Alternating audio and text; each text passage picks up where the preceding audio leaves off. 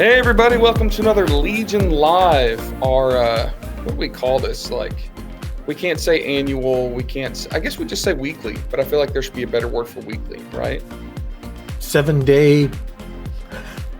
Our ritualistic every 7-day Facebook Live that we hope people actually watch. Yeah, it would be much better if people watch it rather than just talking to each other. Yeah, be a bummer if we're doing this and no one's actually watching. So I'm going to spill a little secret to everybody watching this. We don't usually plan these out very well.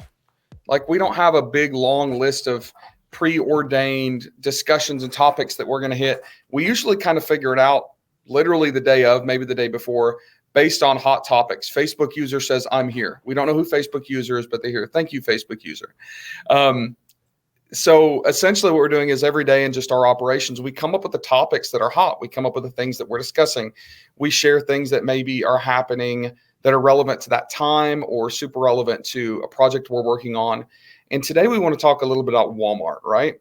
Norm, you've been talking a lot about Walmart lately too at conferences and such, right? Yeah, I have. So that's what we're talking about today, Tim? Yes. Here's what I want to make sure. Come on, you knew this. Okay. You've been getting, let's like sidetrack for a second here, but I know I talked about Walmart at Prosper. You've been talking about Walmart at the powwow in Miami a couple weeks ago at Global Sources, not Global Sources, Seven Figure Seller Summit, I think. Yeah, BDSS.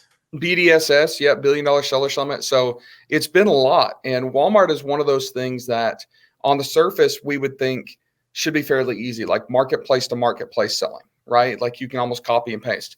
And I remember back, I don't know, 5 years ago when I started selling within the Walmart network, it was actually jet.com. Oh, yeah. And there was a service called Co-Merchant. And by the way, Norm, I spoke to Barbara Boshin in Miami or New York. I need to catch you up on that. But Co-Merchant that used to, like, I can't remember exactly what they did, but like fulfill the orders from Amazon to jet.com. Well, you had to set up your jet listings and you would basically copy and paste everything. If you're expanding to Walmart right now, there's a lot of talk about using Listing Mirror or Joe Lister, which will transfer all of these assets and these listing kind of, details and things like that over. But I actually have a problem with that, right? And that's what we want to talk about today because we see this over and over and over. This weekend, Norm was beating his head against the wall trying to fix some Walmart listings that had happened, right? Like some people had loaded poorly chosen attributes to a listing. Is that an accurate way of saying that? Yeah, they just copied and pasted their Amazon listing. Yeah. And we're going to talk a little bit today about why that is a big no-no, why you shouldn't do it. And then also understand that the ramifications are pretty serious because once you load something to Walmart, it's very difficult to change it. Even your own listings, if you load that, just trying to go in and make a few changes, subtle changes, is very tough. So it needs to be one of those measure twice, cut once, or if you do it right the first time, you only cry once deals, right? So make sure that you're picking up some of these tips that we're sharing today. Also in the comments, wherever you're watching in a Facebook group, Facebook page, Minor Norm's timeline, share with us whatever experience you've had with Walmart. Let us know if there's been anything that you've struggled with or you've had maybe some misunderstanding or confusion about when it comes to creating those Walmart listings. And Kelsey, if you're listening, would you also please make sure to share this over to Norm's timeline because Norm is much more popular than I am and has a lot bigger following. So we want to make sure that all Norm's followers are watching this. So Norm, I've been working on a project lately that we're gonna share pretty soon about Walmart optimization, and you're gonna throw me some questions and I'm gonna explain them, right? Yep. Okay, that's your cue. Yeah, you want me to ask you questions now? Yes. Okay. It's very obvious we faked this literally right before this. I texted Norm. I said, ask me about these three things. So, okay. So I'm going to ask you, looking down at my notes, yes. Is there a difference in the order of the listing, Tim? Is there a difference in the order of listing? Yes. And I'm actually going to screen share. And I'm assuming that most of you are familiar with an Amazon listing. So you will understand why there's some differences here. Okay. So we're of course going to look at the most popular and amazing and potentially successful product that you could potentially sell online, which is a garlic press, right? I'm totally kidding, guys. If you think I'm serious, then you need to you need to keep studying. No garlic presses. But watch this. And Norm, you don't actually know what I've set you up to ask me. So I want to see if you catch it.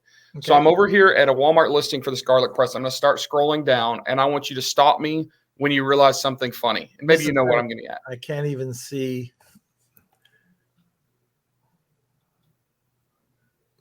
Hey, let me do that again. Just a second. I got to increase this. I don't know why it's not increasing. You got to zoom it in. Go. All right. There we go. So all right. We've got the listing up top. Yep. Okay. Well, there's no sponsored ads. Well, there's no sponsored ads, but that's okay because a lot of people aren't running sponsored ads. But think about just the listing orientation compared to an Amazon listing. Yep. So you've got the description, the bullets underneath. Yeah, like really far underneath. Yeah. So you've essentially got pictures, a title, and then you see all your competitors. Right. And then you get down to the written topics, right? Now we're at descriptions, bullet points. This is very different than, say, Amazon, because on the Amazon page, I see the title, I see pictures, and I'm already seeing about this item.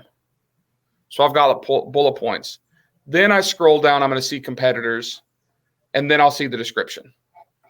This is very, very different. And kind of one of the big takeaways from this that I'm hearing a lot of chatter about is you better have your pictures freaking awesome. Yep. On Walmart. Pictures are much higher, higher value real estate than something like Amazon, because on Amazon, again, on the first screen, and you can see it in mobile too, you do have more product information, more descriptions, where on Walmart you don't, right? So what we're seeing a lot of successful Walmart sellers doing are doing things like more infographics in the pictures.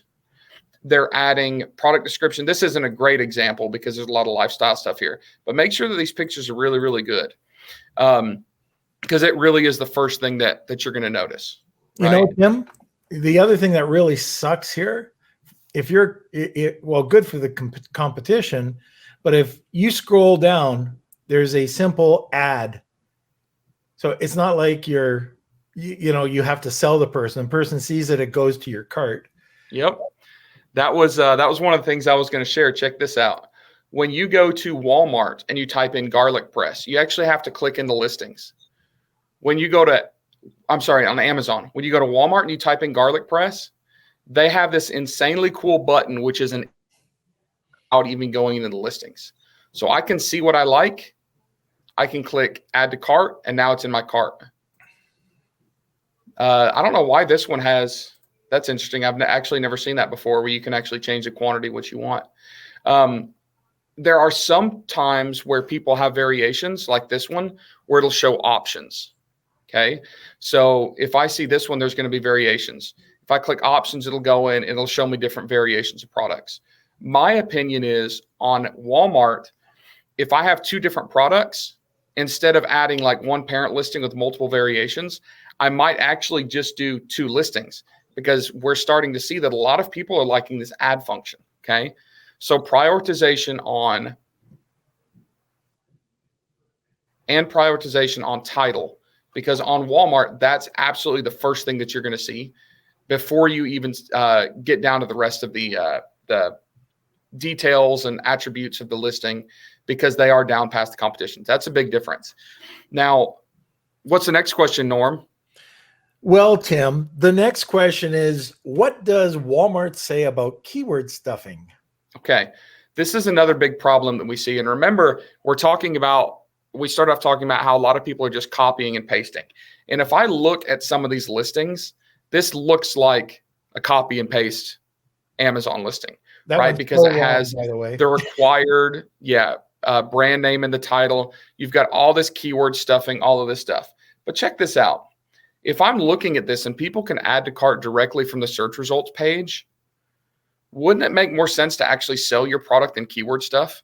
Now, the reason that we keyword stuff in Amazon is because, at least it used to be, I think it's changing, is the real estate value of that title is so very important to actually get your products to rank and index for those keywords. So for a long time, people would stuff these titles. You see it, constantly on here. I think on Walmart, in fact, we know on Walmart that it's less important. We still see people doing it. The way that I know it's less important is because Walmart actually gives us information on our listing quality. It's called a LQS, listing quality score. They also make it very clear what they want and what they don't. So if you guys want to read a lot about Walmart's listing requirements, you can go to sellerhelp.walmart.com and you can go over here on the left in all these guides. But check this out. Item setup reference documents. These are documents where basically Walmart is telling us their preference of what they want and what they don't want. Check out the first one. Avoid keyword stuffing. And if I open this up, they're going to tell you exactly what they want. Product name should be 50 to 75 characters, not including spaces. Build your product titles with the most important information to least important information from left to right. So the brand name, the item name, the model name, right? Like it's very, very specific as to what they want. They do not want a bunch of keywords. Select one or two primary keywords to repeat in different part of your listings, right? So they only want one or two. That's it. So if we look at, let's see, this other example here they have, which is pretty cool, of a great listing. Check out how simple this is. Mainstays, memory foam, leather pillow top futon with cup holder, multiple colors. This is what Walmart is literally telling us. This is a great listing. Don't deviate from this, right? Stick to this. Stick to this, this kind of, what's what we're looking for, example, because it is important for them. You've got another guideline here, which is the requirements for product title, descriptions, and features. Product name, look how short that is. The description is much longer, and the keyword features / bullet points are much longer. But they're telling us the same thing, 50 to 75 characters. Key attributes should include keywords that are most likely to be used in the search, okay? This is in the name, so the title.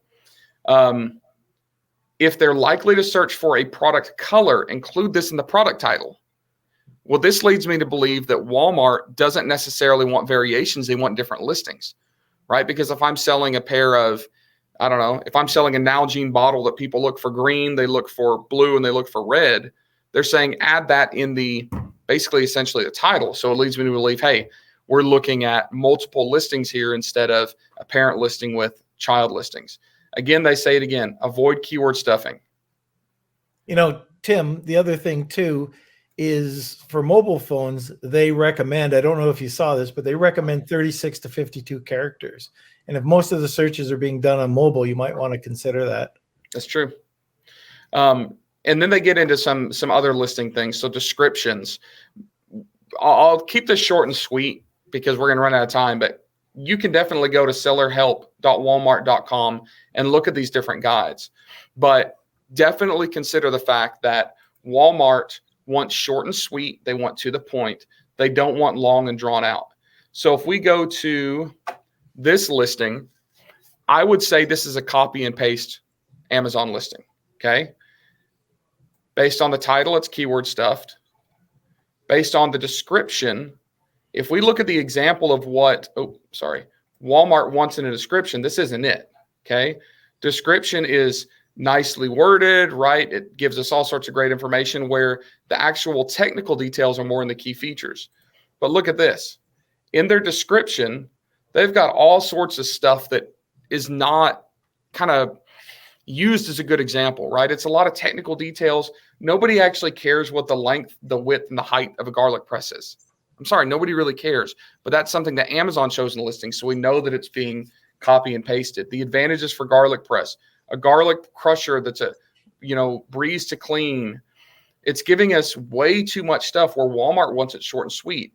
And then these are the key features. These are the bullet points, right? They're repeating the same thing. A garlic crusher that's a breeze to clean, a garlic crusher that's a breeze to clean.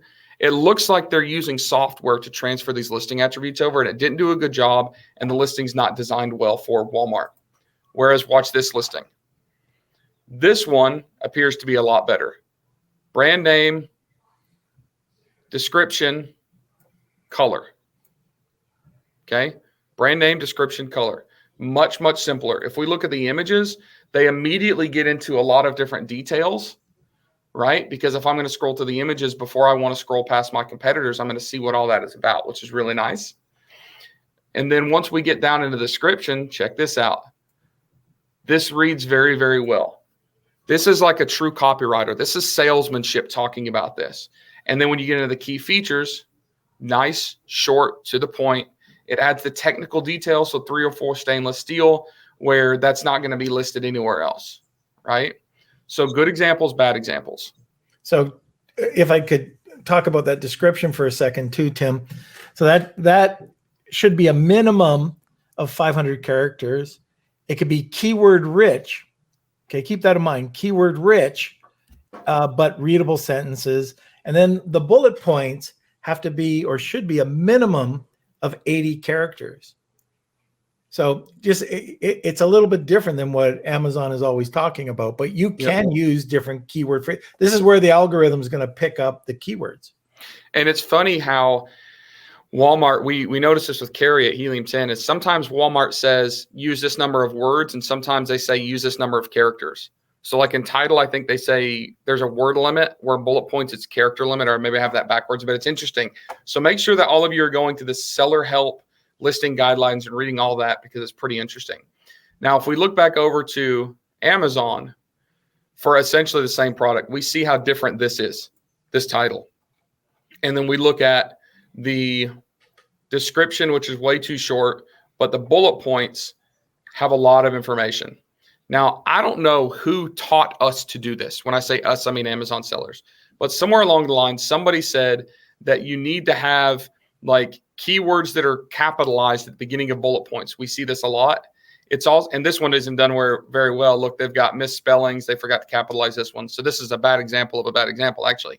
But make sure that, or it's easy to see when somebody is copy and pasting directly over to Walmart, because they'll have that same format, which definitely goes completely against the grain, right? It just doesn't work. And when you say, like, if you do copy it over, Tim, what can you expect as a seller? Yeah, as a seller, you can expect, one, a low listing quality score, which means that Walmart's not going to give you preferential placement, right? They're not going to give you good results, because Walmart is very particular about the quality of that listing for sales and conversion and how good it makes their marketplace look, not just what keywords you stuffed in there. So if you do copy this over, you're less likely to rank well, right?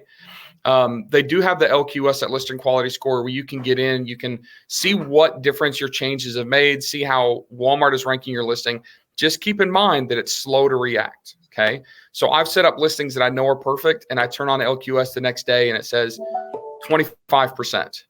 Well, we talked to Walmart and found out it's because they don't know how to categorize our product yet. So they're giving us a bad score. Once we get a few conversions and few sales, that will correct itself immediately and it'll become a lot higher, because they realize, oh, okay, we understand what this is now. So expect a low result the first day, the first couple days till you get some sales, but don't assume that it means your listing sucks.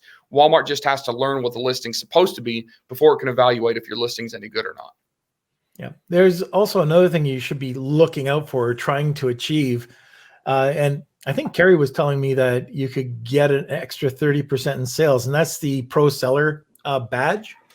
And you have to meet certain criteria, but you'll have it on your listing, and you have to have a certain delivery defect of less than 10%, cancellations less than 2%. Anyways, it's just something that Walmart buyers will trust and sell, or trust, and you get a better chance of them buying your product. And the other thing, I don't even know if you heard about this yet, Tim, but Walmart, in that help section, has an area now where you can import your Shopify and Amazon reviews.